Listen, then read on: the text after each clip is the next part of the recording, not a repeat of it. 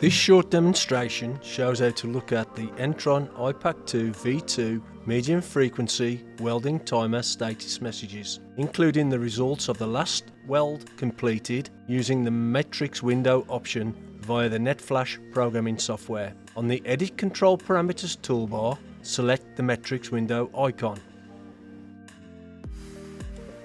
The floating window should now be visible.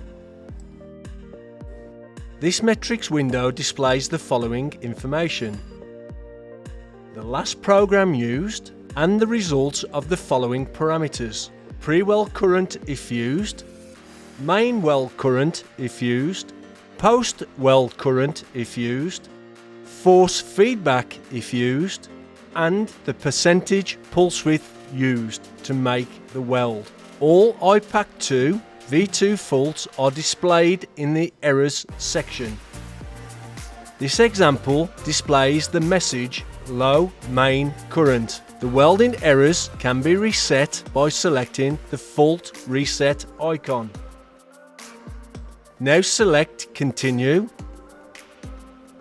and the Low Main Current error will be cleared and the IPAC2 V2 status shows Ready. Thank you for watching this short Entron IPAC2 V2 NetFlash demonstration. Entron Controls has 3 manufacturing and support sites which are based in the UK, USA and Mexico.